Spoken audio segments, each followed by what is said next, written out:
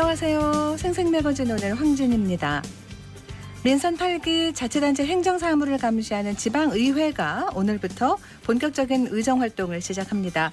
대구시의회는 먼저 의장단을 선출하고 오후에 개원식을 열어서 9대 시의회 공식 출범을 알리는데요. 광역의회 구성을 보면 대구시의원 32명 가운데 야당이 단 1명이고요.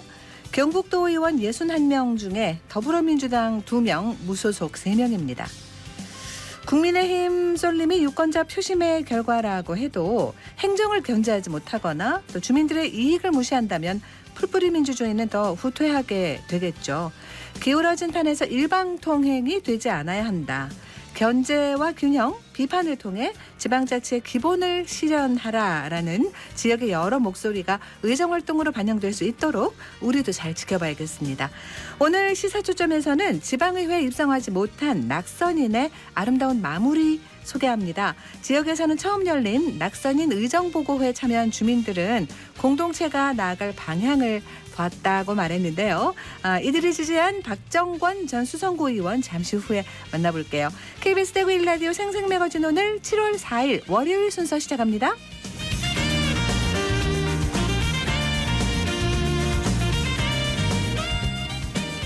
생생매거진 오늘은 대구와 경북 지역민 모두가 함께하는 시사정보 프로그램입니다. 오늘도 청취자 여러분 곁에 한 걸음 더 가까이 다가갑니다. 안동, 포항, 울릉 연결해서 날씨와 소식부터 전해드립니다. 안동입니다. 경북 북부 지역 전 지역에 폭염 경보 발효 중입니다. 아침 기온 22도에서 26도 분포 보이며 아침부터 평년 기온을 훌쩍 넘겼는데요. 낮 최고 기온도 영주 33도, 안동 34도까지 오르면서 매우 덥겠고요. 최고 체감온도 35도 내외로 오를 걸로 보입니다. 한편 우리 지역은 태풍에 직접 영향을 받지 않을 걸로 보이고요. 소나기 소식만 있습니다. 다만 태풍이 몰고 온 열기가 덥고 습한 무더위를 부추기겠습니다. 수분 섭취 충분히 해주셔서 온열 질환 걸리지 않도록 각별히 주의해 주셔야겠습니다. 봉화 국립백두대간 수목원이 7월 본격적인 방학과 휴가철을 앞두고 여름방학 특별 프로그램과 함께 봉자 페스티벌 등 다양한 행사를 마련했습니다. 이달부터 탐방객들을 위한 여름방학 프로그램을 무료로 진행하는 건데요. 이번 여름방학 특별 프로그램은 숲 가운데 누워 휴식하는 숲멍 해멍 체험을 비롯한 모래로 그림을 그리는 샌드아트 체험, 백두대간 자생식물 털부처꽃을 이용한 자생식물 정원 가꾸기 체험 행사 등으로 구성됐습니다. 또 수목원 내 두뇌촌에서 열리는 가든스테이 여름향기 행사는 무더운 여름을 시원하게 보낼 수 있는 숙박형 프로그램인데요. 예약은 수목원 누리집에서 할 수 있습니다. 이와 함께 오는 28일부터 다음 달 7일까지는 수목원 전시원 일원에서 2022 여름 봉화 자생꽃 페스티벌이 열립니다. 다가올 여름방학과 휴가철을 맞아서 국립백두대간 수목원에서 힐링의 시간 보내보셔도 좋을 것 같습니다. 안동에서 전해드렸습니다. 이어서 포항입니다. 7월의 시작부터 더위가 심상치 않습니다. 경북 동해안 전역에 며칠째 폭염경보 내려져 있는 가운데 오늘도 한낮에 32도 넘게 오르겠습니다. 날이 습해서 체감하는 온도는 더 높겠는데요. 온열 질환 걸리지 않도록 오후 시간대 외출 자제해 주시는 등 건강관리에 각별히 주의해 주시기 바랍니다. 이번 주 내내 곳곳에 소나기도 내리겠습니다. 우산 챙겨 다니시는 게 좋겠습니다. 보행자와 운전자 모두에게 불편했던 경주 황리단길의 보행 환경이 크게 개선됩니다. 오늘부터 황리단길과 동부사적지를 잇는 포성로와 첨성로 일부 구간에 대해서 일방통행이 시행되는데요. 해당 구간은 상가가 밀집해 있어서 주말과 공휴일은 물론 평일에도 차량과 보행자가 뒤엉켜서 도로 환경 개선이 시급했던 곳입니다. 경주시는 보행로를 신설하고 도로를 정비해서 일방통행을 시행하기로 했고요. 기존 2차로였던 도로를 1차로로 줄이고 인도폭은 최대 6m까지 늘렸습니다. 또 현재 추진 중인 황남동 인근 1,100면 규모의 통합 환승주차장 조성 사업을 통해서 극심한 교통 문제를 해결하고 쾌적한 관광 환경을 제공할 계획입니다. 차도와 인도의 구분이 명확해지면서 교통 혼잡과 안전사고 위험을 줄이고 황리단길과 동부사적지 상권 활성화에도 큰 도움이 될 것으로 기대됩니다. 지금까지 포항이었습니다. 이어서 울릉입니다. 울릉도와 독도에는 폭염주의보가 내려진 가운데 맑고 화창한 하늘 보이고 있습니다. 현재 기온은 어제보다 2도 높은 29도, 습도는 70%입니다. 동해중부 먼바다에는 남풍이 불면서 종일 0.5에서 1m의 잔잔한 물결이 일겠습니다. 오늘 여객선은 정상 운항합니다. 제2회 안용복장군배 전국 남녀 궁도대회가 지난 1일부터 어제까지 울릉 무릉정에서 열렸습니다. 해당 대회는 조선시대 울릉도와 독도를 지켜낸 안용복장군의 우국충전을 기리고 독도 수호 정신을 고취하기 위해 지난 2012년 처음 개최된 행사인데요. 내부 사정과 코로나19 확산 등의 이유로 계속 미뤄졌다가 이번에 10년 만에 다시 열렸습니다. 이날 대회에는 전국에서 700여 명의 궁도 선수가 참가해 장년부, 노년부, 단체부, 여자부로 나눠 진행됐고 세종시 금덕정에서 온 단체전 선수들이 45발 중 15발을 맞춰 가장 높은 점수를 기록했습니다. 대회를 개최한 울릉 무릉정 관계자는 이번 대회를 통해 우리 국궁의 전통을 계승하고 울릉도의 지역 경제 활성화에도 도움이 될 수 있었다며 앞으로 2년에 한 번씩 지속적으로 해당 대회를 개최할 것이라고 밝혔습니다. 지금까지 울릉이었습니다.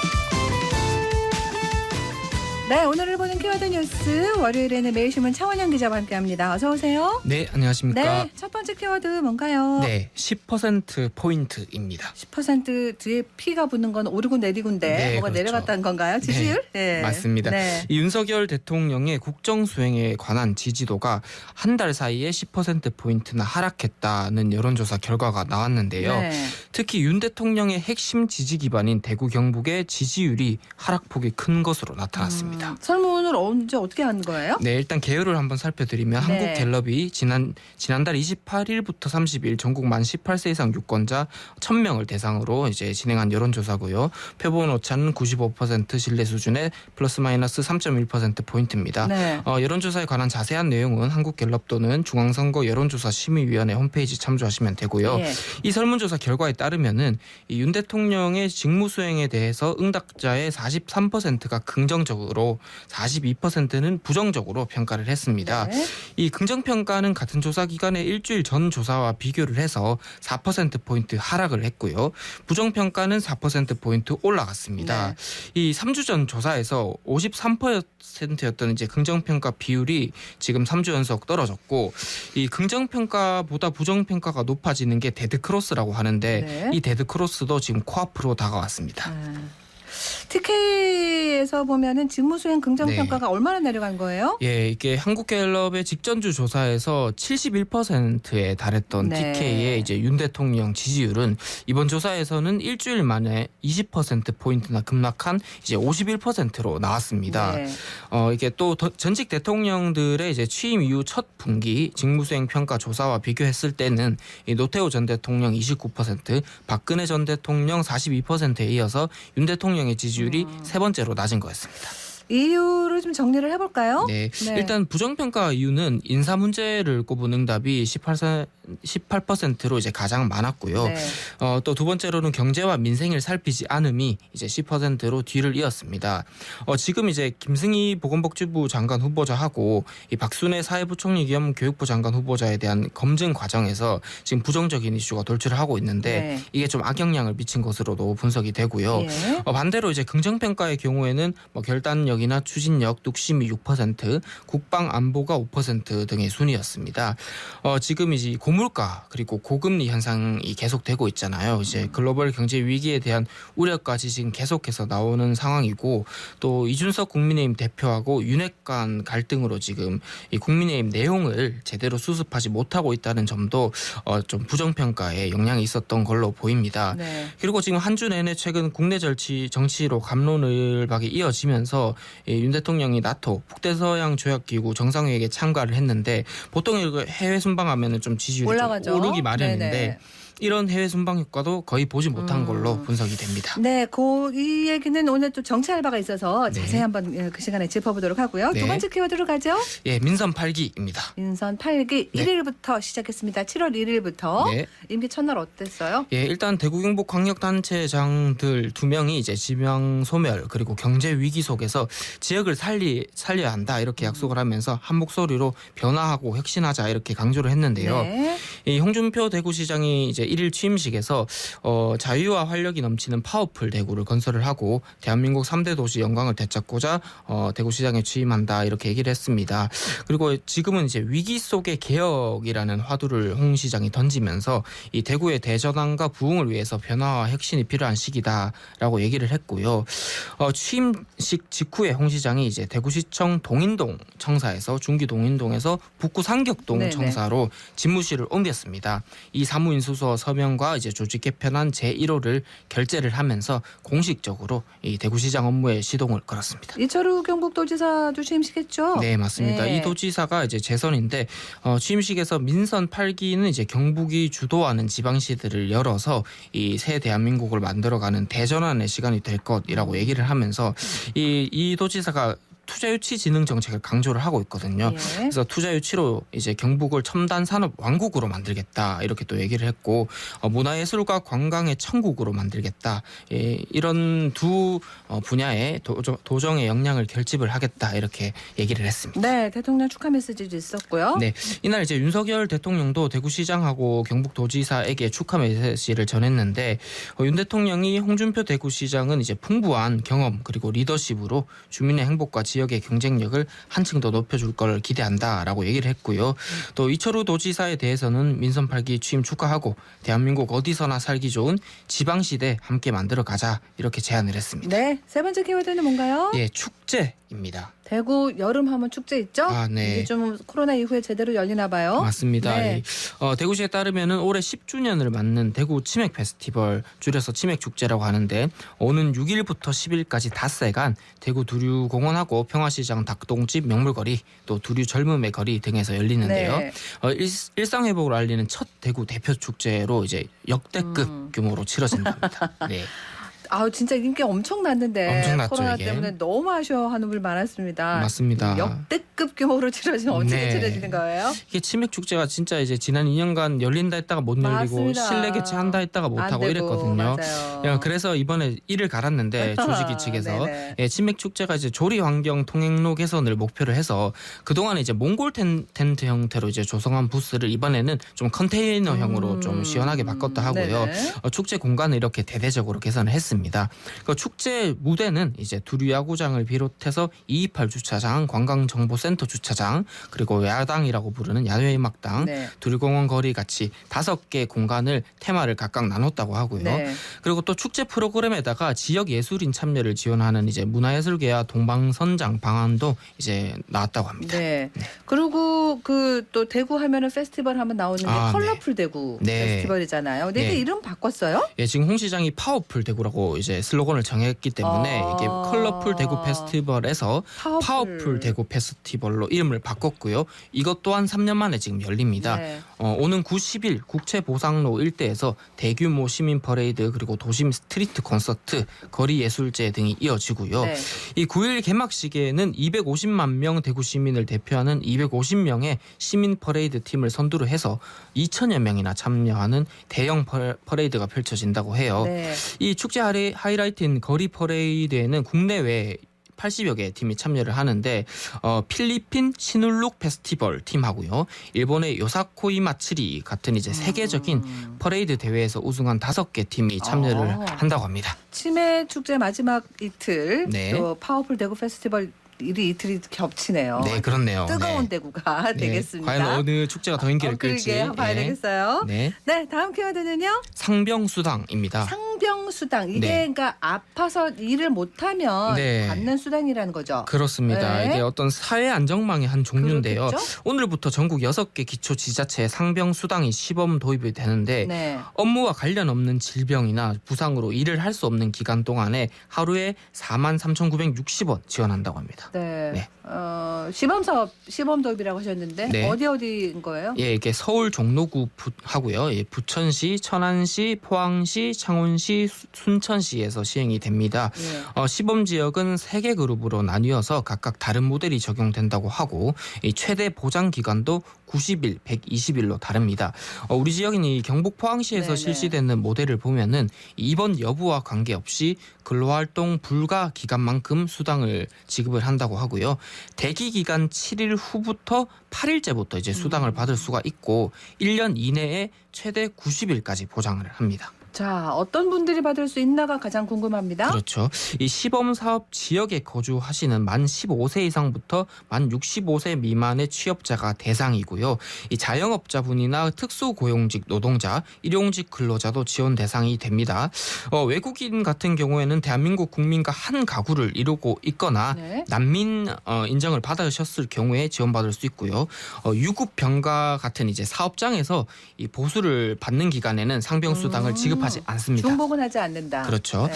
그리고 또 시범사업 지역 내에 협력사업장 근로자분들은 있죠? 네네. 이 시범사업 지역에 거주하지 않더라도 상병수당을 신청할 수 있고요.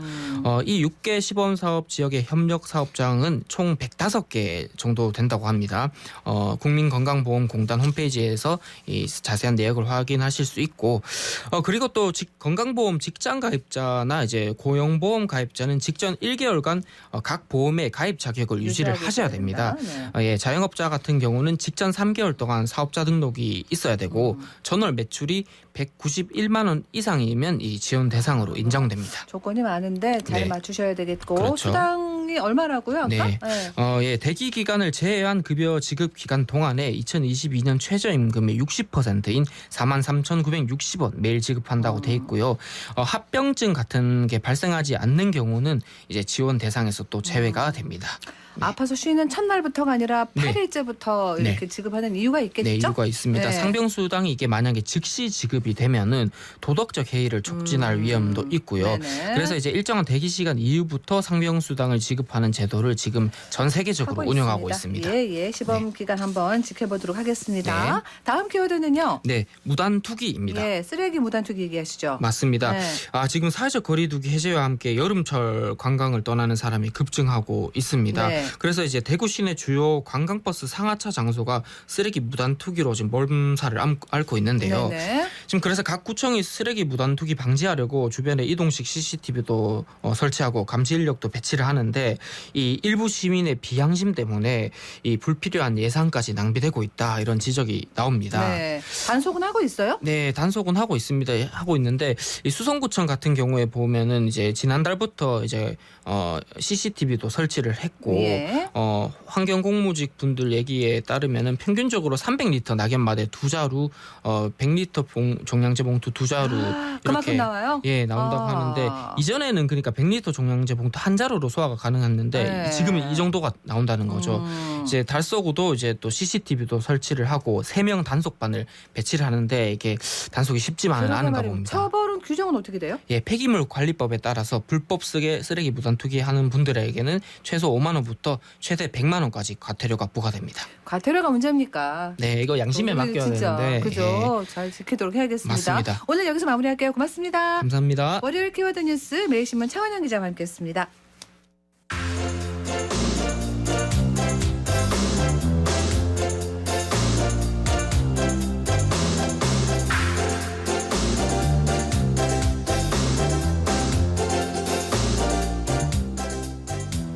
지난 주말에 대구 엑스코에서는 의료와 관련된 모든 것을 한자리에 모은 메디 엑스포 코리아가 열렸습니다. 뭐 이제는 100세가 아니라 뭐 120세 막 이런 얘기가 나와서 의료나 헬스케어 시장 규모가 점점 빠르게 성장하고 있죠. 서유리 리포터가 취재해 왔습니다. 이루시 어서 오세요. 네, 안녕하세요. 네.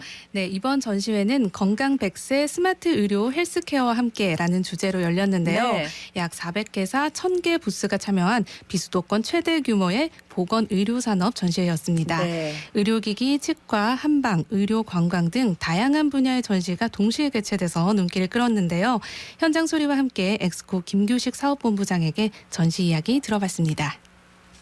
이건 어떤 서비스죠? 저희가 이제 국가에서 하는 무료 건강검진을 모바일로 예약할 수 있는 그런 서비스를 하고 있습니다. 간편하게 자기 주변 병원에 예약을 할 수 있는 그런 서비스를 하는 의료 플랫폼 회사입니다. 여기서는 어떤 거 체험해 볼 수 있어요? 칫솔질 방법에 대해서 알려드리고 있는데요. 회전법이라고 윗니를 닦을 때는 위에서 아래로 이렇게 쓸어주시면 되고요. 또 아래는 아래에서 위로 이렇게 쓸어주시면 됩니다. 마지막에 혀도 닦아줘야 되는데 혀에는 진짜 세균이 많기 때문에 무조건 닦아줘야 돼요. 안에서 바깥으로 10번 정도 해주시면 돼요. 저는 정동희라고 합니다. 이 허리가 구종했는데 좀 피주니까 아주 시원하고 좋네요. 메디엑스포 코리아는 세계 1위 내지는 2위에 해당되는 그런 기술을 가진 기업들이 대거 참가를 합니다. 그런 기업들이 최첨단 기술, 지금 막 출시하는 그런 제품들을 가지고 나오기 때문에 병원을 운영하시는 분들은 이런 기술이 어떤 트렌드를 갖고 있는지 직접 보실 수가 있는 부분이 있고요. 일반 시민들의 경우에는 병원에 가면 뭐 1분, 2분 진료하고 오고 이렇게 하기 때문에 건강관리나 이런 거에 대해서 사실 구체적으로 어디에 배울 데가 없습니다. 이런 부분에 대해서 이런 많은 의사분들이 직접 설명을 해주시고 각종 체험해주고 강의도 해주십니다. 그래서 그런 거를 직접 들어보시면 많은 정보를 획득할 수 있지 않을까 그렇게 생각합니다. 유리 씨는 아직 젊지만 가보니까 어떤 게 가장 끌리던가요? 저는 먼저 이제 체험 부스들이 많았는데 5분에서 10분 정도만 투자하면 이 두피 상태를 자세하게 측정해준 체험 부스가 두피. 있었어요. 그래요? 네, 그래서 처음으로 제 두피가 지성이라는 거를 알게 됐어요. 진짜? 저는 뭐 건성이나 뭐 중성이지 않을까 했는데 지성이라고 해서 그거에 맞는 관리를 해야겠다라고 생각을 했고요. 네네. 또 시민들을 위한 강연도 열렸는데 당뇨 관리에 대해 강의한 대구 가톨릭대학교 병원의 전원주 교수에게 관련 내용 들어보고요.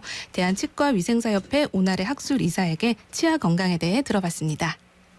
당뇨병이라는 거는 소변으로 당이 나오는 현상을 보고 붙여진 이름이긴 한데 혈중에 당이 높은 상태가 지속되면서 여러 합병증들을 유발할 수 있는 질병에 해당되겠습니다. 대부분 무증상인 시기가 상당히 이어지다가 물을 많이 마시고 소변을 많이 보고 체중이 감소하는 현상이 나타나게 되면서 병원을 찾는 경우가 있습니다. 합병증으로 인해서 알게 되는 경우도 있고요. 만성 진행하는 질환의 특성상 심근경색이나 협심증, 뇌졸중 같은 질환들이 올 수가 있고요. 당뇨병성 망막증이나 당뇨병성 신장질환 등과 같은 미세혈관 합병증으로 고생을 하실 수가 있겠습니다. 과거에는 약을 먹는 것까지가 당뇨 관리로 생각을 하셨는데요. 현재는 이런 심혈관계 질환 합병증을 예방하는 것이 혈당 관리의 궁극적인 목표이기 때문에 포괄적인 관리, 종합적인 관리를 하셔야 되겠습니다. 오복 중에 하나가 치아 건강이라고 하잖아요. 먹지 못하고 말하지 못하면 불편하기 때문에 구강 건강을 지키는 게 전신 건강을 지키는 것과 같다고 할 수 있습니다. 가장 중요한 거는 구강 질환을 예방하는 데 목적을 두어야 합니다. 치아 자체는 한번 손상이 되면 회복이 되지 않는 장기이기 때문에 예방을 하는 데 가장 중점을 둬야 되고요. 스케일링을 받으러 간다던가 치석 제거를 위해서 그다음에 아이들에게 불소를 넣어서 충치 예방을 해준다던가 올바른 입술질로 잇몸 건강을 유지한다던가 이런 게 가장 중요하다고 할 수 있습니다. 그래요. 입 안 관리.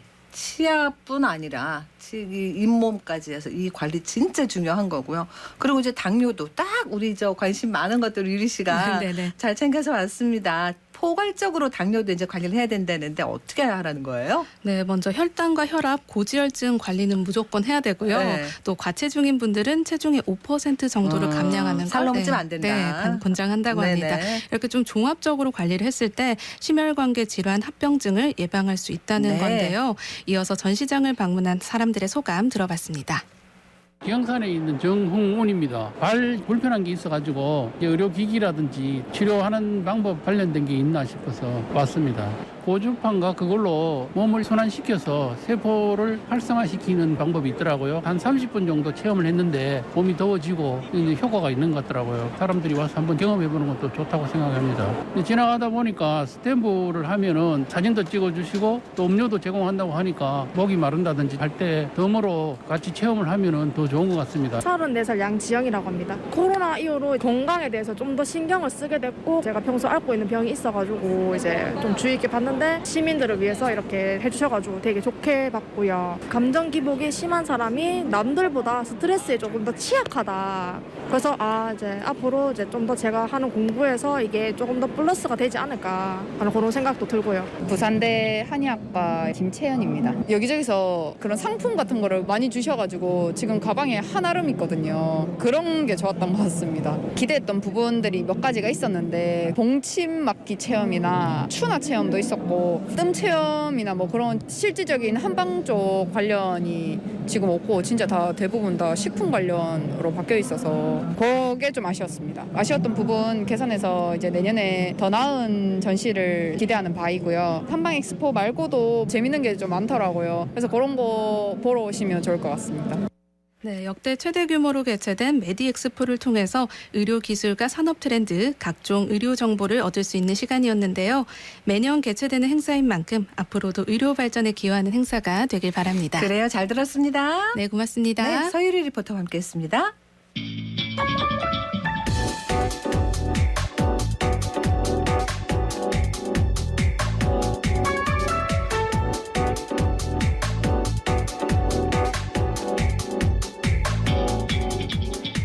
묻고 듣고 생각과 마음을 나누는 방송. 지금 여러분께서는 대구 경북을 보고 듣는 생생 매거진 오늘을 함께하고 계십니다.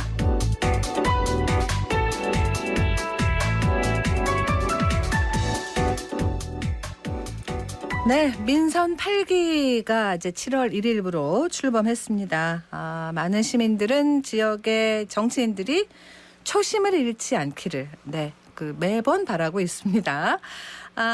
낙선 후에 의정을 마무리하는 현수막을 걸고 4년 동안 행복했다라고 마지막 인사를 전한 구의원이 있습니다. 박정권 전 수성구 의원. 오늘 전화 연결해서 얘기해 볼게요. 안녕하세요. 네, 안녕하세요. 네. 자, 지난 6일 선거 끝나고 어떻게 보내셨어요? 한 달쯤 됐나요, 그죠? 선거 운동도 하셨을 텐데. 네네, 네. 6월 1일 끝나고 이제 한 2달째 접어들 한 달이 지났네요. 네네. 먼저 우리 함께 해주신 주민 캠프 식구들하고 이제 뭐 캠프 정리도 하고 회계 정리도 하고 이런 사무적인 일을 좀 정리한다고 좀 바빴고요. 네. 그리고 캠프 식구들하고 얼마 전에 야외에서 이제 바람도 쐬고 그리고 지난 선거 과정도 복귀하면서 그런 평가하는 자리도 가졌고 그리고 구의원 이제 후원회에 소중한 마음들을 보내주신 분들이 상당히 많으셨는데 일일이 다 이렇게 전화 연락을 못 드렸고 또 연락처 있는 분들하고 해서 그분들의 감사의 마음을 또 전하고 그리고 뭐 선거는 끝나고 뭐 낙선은 했는데 또 6월 30일까지 현역 구의원직을 유지하고 있기 때문에 또 주민들 민원도 접수받고 선거 기간 중에 또 접수받았던 민원들 해결 못했던 민원들 그런 민원들 해결하면서 이렇게 지냈습니다. 바쁘셨네요. 네. 지역구가 어디시죠? 범어 1동, 4동, 황금 1동, 2동요. 네. 자, 임기 마지막 날, 그러니까 6월 30일 저녁에 의정보고회를 하셨어요. 네. 낙선한 분이 의정보고회를 하셨던 분들이 많았을 텐데, 어떻게 이런 생각을 하셨어요? 제가 알고 있기로는 낙선하신 현역 의원이 의정보고회를 하는 거는 흔치 않은 일로 알고 있고요. 네. 뭐 지금까지 지방선거든 뭐 총선이든 이렇게 선거 끝나고 나면 당선자는 당선자 나름대로 그 역할을 하는데 낙선자들은 그냥 길거리 현수막 몇 장 걸고 거리 인사하고 이렇게 낙선 인사를 하는 게 전부였거든요. 네네. 그리고 보통 이제 의정활동보고에는 이제 현역 의원들이 출마하기 전에 지지자들 모으고 자신의 세를 과시하기 위해서 정치인들 불러서 축사도 하고 이런 행동들을 이제 선거 전에 많이 해왔었어요. 네. 근데 뭐 현역 의원이 이렇게 낙선을 하고 의정 보고를 한다는 게 조금 의아하기도 했지만 그럼에도 불구하고 마지막까지 주민들이 주신 그 역할에 좀 최선을 다하고 싶었던 그런 생각으로 하게 됐습니다. 주민들이 참여하는 자리였어요. 네, 맞습니다. 네. 그 마지막 날까지 주민들을 만나셨는데 많은 얘기를 들으셨겠어요? 예, 뭐 이제 일반적으로 의정 보고에는 의원의 한 방향 소통이었는데 그날은 이제 지역 주민들이 4년 동안 저를 봐온 모습들, 뭐 경험한 내용들을 이렇게 좀 설명하고 하는 그런 양방향 의정 보고회, 주민 참여 의정 보고회 그렇게 제가 정의를 좀 내리고 싶습니다. 네. 이제 선거가 끝나고 나면 네. 사실은 관심이 좀 적어지잖아요. 시민들도 그러면 안 되는데, 그죠? 그렇죠. 예. 지난 4년 그 많은 주민들하고 끈끈하게 유대를 해올 수 있었던 비결이랄까요? 뭐라고 보세요? 비결이라고 하기는 조금 부끄럽고요. 이제 지속적인 소통, 그리고 주민들 대할 때 한 분 한 분 대할 때 그런 진정성이라고 저는 생각을 하고, 네. 4년 동안도 그랬고, 이번 지난 지방선거 같은 경우에도 주민들이 이제 직접 발벗고 이렇게 나서 주셨거든요. 네. 그래서 그 안타까운 마음이 이제 낙선하면서 더 컸던 것 같고, 또 당원들이 아닌 분들이 대부분이셔서, 이제 주민들 스스로가 이런 정당을 떠나서 어떤 일 잘하는 지방의원, 구의원을 좀 지키고 싶어 했던 그런 마음들이 한데 모아지면서 계속 이런 관계들이 좀 끈끈하게 유지가 되고 있는 것 같습니다. 그러니까 이제 사실은 지난 거 복귀부터 좀 해봐야 되겠습니다. 제가 그 질문이 약간 네. 뒤에 걸 좀 땡겨서 해본다면, 네네. 그러니까 이제 이번 6.11 지방선거 얘기를 좀 가보면요. 네. 민주당 공천을 못 받으셨고 무소속으로 나오셨어요. 네네. 그때 주민들이 막 출마해달라고 퍼포먼스 네. 했던 기억도 나고요. 네. 이런 모습은 그동안의 지방선거에서는 볼 수 없었던 모습이었거든요. 네네. 근데 이제 그 생각보다 표를 많이 못 받고 해서 안타까웠다 하는 분들도 많이 계셨고요. 네. 네, 이번 지방선거를 돌아보면은 어떠십니까? 일단 이게 지방의회, 지방선거도 정당의 벽이 참 높았다라는 걸 느꼈고요. 네. 그리고 이게 뭐 민주당이든 국민의힘이든 그 묻지마 투표하는 유권자분들이 좀 많았다는 생각이 들었어요. 왜냐 그러면 하루 이틀 얘기는 아니지 않습니까, 그거? 그렇죠. 네. 근데 아직도 이제 이게 대선이 끝나고 여야가 바뀌었는데 1번이 민주당인 걸 모르는 유권자분들도 아직 계신단 말이죠. 네네. 네, 그만큼 이제 관심 있는 당원들이야 이제 내부 사정을 좀 알고 이렇게 하는데 솔직히 그 관심이 크게 없다 보니까 후보가 누군지도 잘 모르고 예. 그러다 보니 지지하는 정당을 택할 수밖에 없고 그리고 특히 이번 지방선거는 큰 이슈나 이벤트가 좀 없었던 것 같아요. 예. 그러면서 투표율 역대 최저. 수성구 같은 경우 이제 45% 투표율이었는데 예. 이 부분은 정치인도 그렇고 우리 유권자들도 좀 한 번 더 되짚어 봐야 될 부분인데 맞습니다. 45% 투표율이면 반이 안 되는 거였고. 그렇죠. 2명 중에 1명도 투표를 안 했다. 안 했다. 예. 그럼 그렇게 해서 그러니까, 이제 당선된 예. 사람들의 어떤 정당성 같은 거에도 또 얘기 나올 수 있지 않습니까? 그렇겠죠. 예. 네. 뭐 그런 여러 가지 것들을 생각하시게 됐을 텐데 공천 못 받으셨는데 그 과정에서 좀 얼마 전에 또 어떤 분이 뭐 이렇게 SNS에 뭘 올리기도 하셨던데요. 이 네. 대구시의 어떤 이 더불어민주당의 뭐 문제라든가 여러 가지 얘기. 네. 공천 과정에서 상처도 좀 많이 받으셨을 것 같은데 복당하십니까? 그래도 민주당에? 원칙적으로 복당은 이 1년 내내 할 수가 지나야 없고요. 되고요? 네, 없고 지금은 뭐 이게 받은 상처가 좀 너무 커서 아직까지 가슴속에 좀 남아있는 부분이 있어서 네. 당장 답변을 드리기에는 좀 적절치 않은 것 같고 예. 어쨌든 저는 4년 동안 민주당 의원으로서 민주당의 가치를 이제 지역에 뿌리 내리기 위해서 그 누구보다 최선을 다했거든요. 네. 그리고 지난 뭐 민주당 내에서 실시한 지방의원 평가에서도 우수한 성적을 받았고 어쨌든 이랬는데 이게 주민들도 그런 말씀을 많이 하세요. 박정권 의원 때문에 민주당을 다시 보게 됐다. 네, 그런 말씀도 하셨고. 네네. 그래서 저는 대구 민주당이 대구 시민들에게 좀 사랑받는 맞습니다. 그런 민주당이 되기를 진심으로 저는 바라고 있습니다. 그 얘기를 조금 더 확장해 보면요. 네. 사실은 지난 선거에서 우리 지역민들이 민주당에게 기회도 주고 기대도 컸다. 그런 얘기 많이 네네. 하시고 등 돌린 분도 많으시고요. 사실. 네네. 실망했다는 분들도 많으시고요. 이게 네. 뭐 중앙정치 영향도 있겠습니다만 네. 또 지방의회 의정활동 성적표를 보면 전반적으로 전체적으로 보면 네네. 우리 민주당 의원들의 뭐 좀 낙제 점수 받았던 거나 일탈이나 이런 얘기들 많이 나왔지 않습니까? 네, 좀 있었죠. 네. 예. 그거 좀 얘기해 주실 수 있어요? 이게 이제 제가 전체적으로 평가는 하기가 조금 그런데 네. 솔직히 4년 전에 지방선거 분위기가 너무 좋았거든요. 네네. 대통령 지지율, 민주당 지지율이 대구에서도 역대 최고 그랬습니다. 지지율을 받았고 네.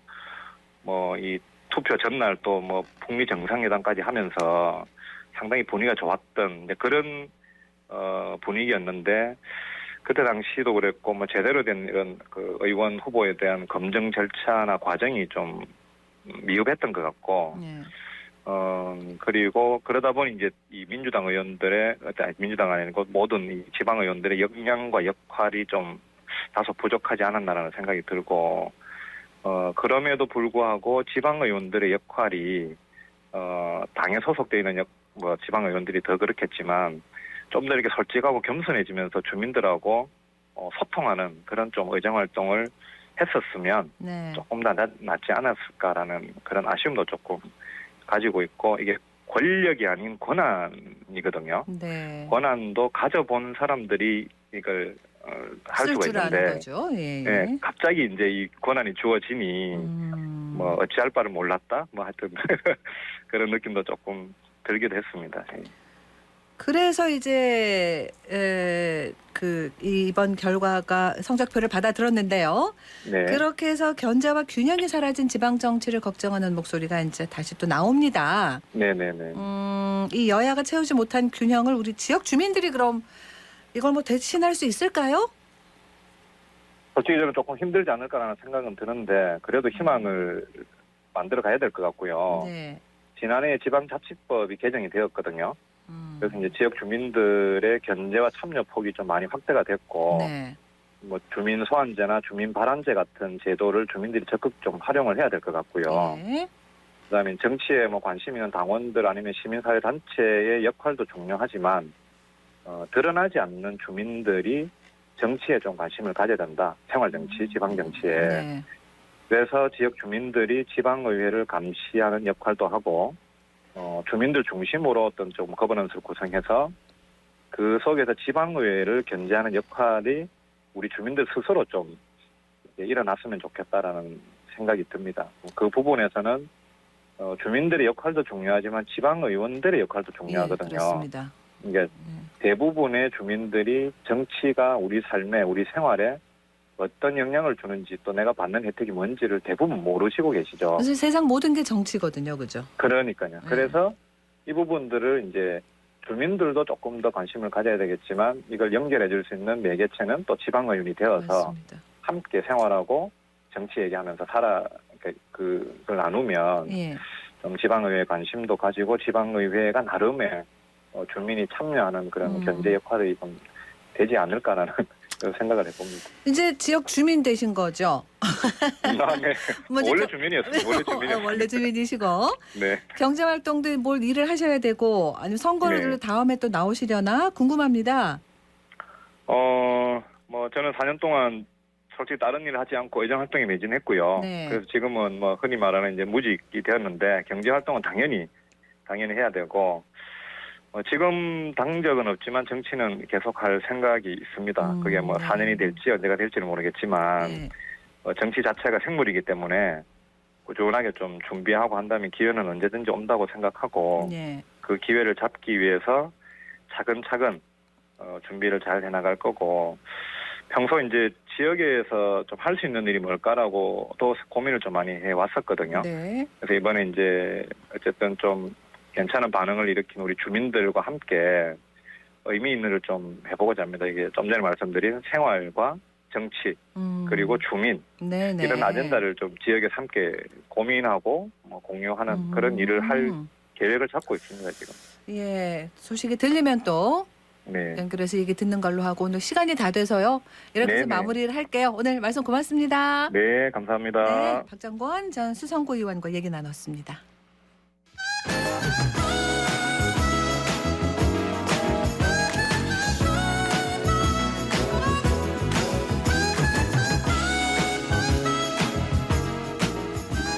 네, 정치 알아야 바꾼다 정치 알바 김수민 시사평론가와 함께합니다. 안녕하세요. 네, 안녕하세요. 네, 저희 오늘 키워드 뉴스에서 그 여론조사 결과를 얘기했는데 윤석열 대통령 국정 수행에 대한 부정평가가 긍정평가를 앞서는 데드크로스 현상이 나타났다라고 얘기를 했습니다. 취임 2달이 안 됐는데 아직 그런 대통령으로 좀 이례적이지 않나 봅니다. 어떻게 보셨어요? 네, 일단 기본적으로 양극화된 정치 지형이 깔려 있는 것 같습니다. 저는 민주당이 대통령 선거에서 승리를 했어도 비슷한 현상이 일어나지 않았을까. 50대 50이었다. 그러니까 네, 투표 50대 50에 더해서 투표하지 않은 사람은 지지를 하지 않는 네, 이런 현상이 좀 기본적으로 깔려 있었는데 거기다가 대통령이 되면은 뭐 다른 정당이라든지 전 정권하고 비교되는 것이 아니라 오롯이 혼자 평가를 받아야 됩니다. 예, 그때는 이제 대선에서 지지한 사람들도 부정평가를 할 수 있는 가능성이 열리는 것이죠. 그리고 최근에 물가 상승이라든지 경제 상황이 좋지 않았는데 국민들이 단순히 이것만 가지고 정부를 부정평가하지는 않습니다. 다만 윤석열 정부에서 최근에 논란들이 있었죠. 검찰 편중 인사라든지 또 경찰과의 갈등이라든지 이런 것들이 있는데 이게 이제 경제보다는 수사라든지 경찰 문제에 더 신경을 쓰는 거 아니냐. 이렇게 되면 이제 세간의 불만이 쌓일 수 있게 되는 것이고요. 그리고 최근에 몇몇 여론조사에서도 드러났었는데 김건희 영부인의 행보에 대해서도 아직은 부정적인 여론이 높다라고 하는 것입니다. 그러니까 지난 대선에서 아내로서의 역할에만 충실하겠다라고 약속을 했는데 어쨌든 그 약속이 깨진 것이거든요. 거기에 대해서 설명하지 않고 그대로 행보를 제기하는 거에 대해서 좀 여론에서 부정적인 반응이 있는 것 같습니다. 정권 초반부터 지지율이 이렇게 내려가면 좀 걱정이 될 텐데 뭐 방법이 뭐가 있을까요? 일단 국민들은 민생 경제 최우선으로 전력을 다하는 정부를 원하는 것 같습니다. 예, 그런 모습을 보여줘야 될 것 같고요. 그리고 경제 정책들을 좀 돌아볼 필요가 있을 것 같습니다. 그러니까 일관되게 보수 또는 우파로 지칭될 수 있는 그런 정책들을 채택을 하고 있는 분위기인데요. 근데 그쪽으로만 채택을 하게 됐을 경우는 이제 양극화된 정치 질서를 넘어서기 어렵다라고 하는 것이죠. 이를테면 추경호 경제부총리가 임금 인상을 자제해달라 이런 요구를 해서 여론의 역풍이 있는데 예, 이제 임금 인상을 자제한다고 했을 때는 그럼 다른 쪽으로 노동자 권익을 올릴 수 있는 방안은 무엇인가 이런 것도 같이 제시를 할 필요가 있겠고요. 또 최근에 노동시간 유연화 정책이 발표가 됐는데 그렇다면 이제 일주일에 일할 수 있는 근로시간이 좀 늘어나게 되겠죠. 네, 그럼 그 반대급부로 몇 시간 이상은 안 된다라고 하는 이런 것도 같이 제시를 해주는 등의 이런 노력을 해서 중도층이나 진보층 쪽으로도 좀 공감대를 넓혀가는 그런 노력이 필요할 것 같습니다. 지난주에 그 한국 대통령으로는 처음으로 북대서양조약기구 나토 회의에 갔다 왔는데 해외 순방하면 보통 좀 지지율도 오르고 합니다만 그런 효과도 좀 없었던 것 같고요. 어떻게 보셨어요? 네, 아직까지는 뭐 그런 효과는 크게 나타나지 않는 것 같고요. 나토 회의에 대해서 찬사와 폄훼가 엇갈리고 있는데 이게 첫 외교 행보이기 때문에 긴 호흡으로 지켜볼 필요는 있는 것 같습니다. 그리고 한국의 외교가 새로운 판도로 접어들고 있다라고 하는 게 나토 정상회의에서 나타난 것이고 우크라이나 전쟁이라든지 또 중국에 대한 세계적인 어떤 포위라든지 이런 것들이 예전에 없었던 현상인데 여기 일단 적응하는 단계다라고 봐야 될 것 같습니다. 그래서 대부분은 앞으로 어떻게 하느냐에 따라 달려 있을 것이다라고 하는 것이고요. 나토 회의에서 또 이제 배우자 김건희 영부인 행보도 많이 눈여겨볼 만한 행보들이 있었고 여기에 긍정평가를 하는 시선들도 있는데요. 어쨌든 간에 국내 여론이 나아지는 것이 우선이다. 이 부분도 윤석열 대통령 측이 유념해야 될 그런 부분이 될 것 같습니다. 네, 어제 여야 원내 지도부가 만났는데 하반기 국회 원구성 합의는 실패했어요. 그래서 이제 민주당이 오늘 오후 본회의에서 의장단 선출하겠다고 했는데 뭐 극적 합의 이런 거 나올까요? 네, 일단은 뭐 몇 가지 관건이 있는 것 같은데요. 민주당이 법제사법위원장을 국민의힘한테 주는 조건으로 사법개혁특별위원회에 참가를 해라. 그리고 검수완박 관련해서 헌법소원이라든지 이런 소송한 것을 취하해라. 또 법사위의 권한을 약화시키자. 체계 자꾸심 사건을 삭제하자. 이렇게 걸고 있는데요. 사실 국민의힘 입장에서 받아들이기 어려운 것이 법제사법위원장은 어차피 국민의힘이 맡기로 애초에 합의를 했었던 것이고 또 법사위 심사 기간을 줄인다거나 체계 자꾸 심사로 권한을 줄인다거나 이미 제도를 바꿨기 때문에 추가로 조건을 거는 거에 대해서 또 반발을 하고 있는 것 같습니다. 근데 그나마 국민의힘이 민주당이 요구한 것 중에 받을 수 있는 것이 사법개혁특별위원회 구성인 것 같습니다. 이 사개특위가 검수완박 문제라든지 이런 것들을 논의하는 그런 테이블로 기획이 된 것인데 사개특위에 참가를 한다고 해서 민주당과 같은 그 검수완박 방안에 찬성해야 된다는 건 아니기 때문에 거기서 뭐 중대범죄수사청 설치라든지 이런 논의들은 검수완박 찬반을 떠나서 뭐 반대하는 입장에서도 해볼 만한 논의인 거죠. 그래서 국민의힘이 만약에 사개특위 구성 하나 정도는 받겠다라고 얘기를 할 가능성은 그나마 있을 것 같고요. 그때는 이제 민주당이 그 조건을 받아들여서 원 구성에 나서는지 이거 관건이 될 것 같습니다. 사실 민주당이 오늘 의장단 선출 단독으로 강행을 할 경우는 협상 없이 국회를 구성한다라는 비난을 받을 수 있기 때문에 민주당 입장에서도 고민은 있을 것 같고요. 국민의힘도 이제 민주당이 요구하는 거를 모두 불수용하기보다는 몇 가지는 받아들이는 이런 흐름들이 이제 오늘 본회의 전에 양당 의원총회가 있습니다. 거기서 이제 전향적인 논의가 나올 것이냐, 조금 물러설 것이냐 이런 것들이 좀 이루어진다면 그래도 파국은 막을 수 있지 않을까 그렇게 예상을 해봅니다. 그런 가운데 각 정당들도 지금 당권 넣고 내부 싸움이 만만치 않아 보입니다. 국민의힘은 7일로 예정된 이준석 대표 윤리위원회 회의 결과가 관심을 모으고 있습니다. 김성진 아이카이스트 대표가 좀 더 자세한 주장을 공개를 했는데 이거 어떻게 보셨어요? 설명 좀 해주시죠. 네, 일단은 김성진 아이카이스트 대표가 6월 30일에 참고인 신분으로 경찰 수사를 받았습니다. 네. 참고로 김 대표는 이준석 대표에게 성상납을 했다는 의혹을 받고 있는 인물인데요. 김 대표는 2016년까지 20차례 성접대가 이루어졌다고 밝혔습니다. 이 주장에 따르면 알선수재죄 공소시효 7년은 아직 지나지 않았다라고 하는 것이 되겠죠. 네. 법률 대리인을 김소연 변호사가 맡고 있는데 김 변호사에 따르면 김 대표가 성상납 당시의 구체적인 정황이라든지 장소, 접대 여성의 신상까지 진술을 했다라고 하면서 이준석 대표가 대전에 왔을 때 일정표라든지 또 의전 담당 직원들끼리 나눈 메시지, 업소에서 결제한 카드 내역, 환불 내역 등이 있다. 자세한 증거가 있다라고 하는 그런 말을 했습니다. 근데 이거에 실제로 있는 것인지는 우리로서는 알 수 없는 노릇일 것 같고요. 어디까지 증거 능력이 있는지는 좀 지켜봐야 될 것 같은데, 근데 이날 조사에서는 2013년 7월까지의 행적에 대해서만 조사가 이루어졌습니다. 그래서 경찰 참고인 조사가 7월 12일이나 14일에 한 번 더 이루어질 것 같은데 윤리위원회는 또 7월 7일에 있거든요. 네. 그렇다면 윤리위원회가 성상납 의혹 이 자체에 대해서 어떤 혐의를 밝혀낸다거나 그에 따라서 처분을 내린다거나 이렇게 하기는 좀 어려워 보입니다.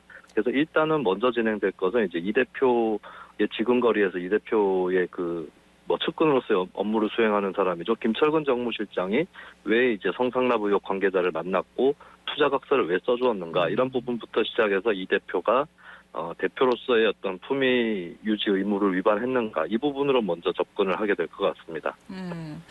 이준석 대표는 윤 대통령 나토 방문 귀국길에 마중도 나갔고 또 윤 대통령 지지율 문제에 대해서도 본인이 역할을 하면 한 20일이면 해결할 자신 있다 이렇게도 얘기를 했거든요. 이게 직접 호소다 이런 얘기가 많은데 어떻게 보세요? 네, 일단은 이 대표로서는 어느 정도 좀 믿을 수 있는 구석이 선거 승리에 공이 있다라고 하는, 그래서 당내에서 존재하는 옹호론이 있다라고 하는 것이죠. 네. 그리고 한간에서는 이 대표가 떨려 나가게 될 경우는 2030 지지도가 국민의힘에 대한 지지도가 떨어질 거다 이런 우려가 또 있을 것이겠죠. 네네. 물론 이제 여기에 대해서는 지난 대선에서도 겨우 이겼고 또 지선 같은 경우도 대선 여파로 이겼을 뿐이다. 또 2030 전반에서도 성상납 의혹 때문에 신뢰도가 떨어지고 있다 이런 반론도 있는데 네네. 이런 상태에서 이 대표가 그동안 윤 대통령을 상대로는 각을 세우지 않는 모습을 보였습니다.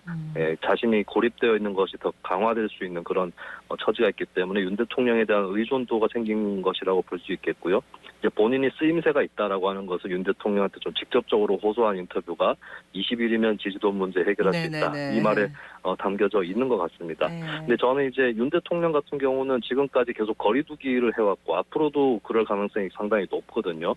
직접적으로 방어를 해주지 않을 공산이 높은데 결국에 이 대표 문제를 대중이 어떻게 인식하느냐에 달려있는 것 같습니다. 그러니까 이 대표가 잘 쓰이고 토사구팽 당한다라는 인식이 생겨나는 것인지 아니면 이제 성상납 의혹이라든지 이 문제 당사자라고 보는 대중이 더 많은지 이 양쪽 중에 어느 쪽 여론이 더 큰지가 이 대표의 좀 처우를 가르는 그런 결정적인 변수가 되지 않을까 그렇게 봅니다. 더불어민주당 얘기를 좀 전체적으로 정리를 해보면 좀 전 11시 뉴스에서 뉴스가 나왔는데 박지원 전 공동비대위원장이 전당대회에는 출마하지 못하게 됐습니다. 그리고 97그룹 당대표 도전도 이어지고 한데 어떻게 보십니까? 네, 박지원 전 위원장은 이제 입당한 지 6개월이 안 됐기 때문에 네네. 원래 당헌 당규에 따라서 피선거권이 없고 당무위원회가 의결을 해주면은 그게 생길 수 있겠지만은 좀 예외적으로 한 명한테 네네. 적용하기는 어려울 것 같습니다. 예외는 그러니까 없다고 그랬어요. 예, 김동연 경기지사 같은 경우는 특정 지역에 나가는 후보였기 때문에 그게 예외가 발생할 수 있는데 예, 당 전체 대표를 뽑는 데 있어서 예외를 두는 것 이것은 이제 당무위원회 차원에서 의결하기는 어려웠을 것이고 이제 박지원 전 위원장 출마 가능성 거의 없다고 봐야 되겠죠. 대신에 97그룹들이 이제 이재명 의원에게 도전장을 내밀고 있는데 근데 아직까지는 좀 반향이 작다고 봐야 될 것 같습니다. 97그룹 단일화론이 나오는 이유가 다 뭉쳐도 되기 어렵다라고 하는 뜻이거든요. 예, 그렇다면 한 명 한 명의 존재감이 아직까지 작다라고 하는 것이고 그 전에도 뭐 86세대의 대안이다라고 하는 것을 뚜렷하게 입증을 못했기 때문에 예, 그렇다면 이제 97그룹의 뭐 강병원, 박용진, 강훈식 의원이라든지 예, 이런 의원들이 해야 될 일은 앞으로 자신들의 고유의 비전이 무엇인지를 예, 보여주는 것. 그러니까 이재명 의원에 대한 반감에 의존하지 않고 자신들의 트레이드 마크라든지 비전을 제시하는 것이 이제 앞으로의 숙제라고 볼 수 있겠습니다. 알겠습니다. 오늘 여기서 마무리할게요. 고맙습니다. 예, 감사합니다. 네, 정찰바 김수민 시사평론가와 함께했습니다. 교통정보입니다. 김현지 리포터. 네, 먼저 시내도로입니다. 먼저 사고 소식 있습니다. 신천대로 상동교 방향 수성교 지하차도 목간 지점 1차로에서 승용차 추돌 사고 발생했습니다. 이동하실 때 참고하시고요. 같은 방향 신천교에서 동신교 쪽은 지체 이어지고 있습니다. 반대 서대구 나들목 방면은 수성교 지하차도 빠져나와서 침산교 지하차도까지 비교적 원활하게 이동 가능합니다. 작업 구간도 있습니다. 동대구로 황금내거리에서 어린이회관 방향 황금내거리 지나자마자 나오는 가장자리 차로에서 녹수대 정리 작업 중입니다. 명덕로 반고개내거리에서 내당내거리 방향으론 반고개내거리 조금 지난 지점 3차로에 동물 사체 있으니까요. 주의해서 이동하시고요. 건들바위 내거리에서 대봉교 방향에선 건들바위역 아래 3차로 막고 작업 중입니다. 사고 구간, 작업 구간 모두 유의해서 지나시기 바랍니다.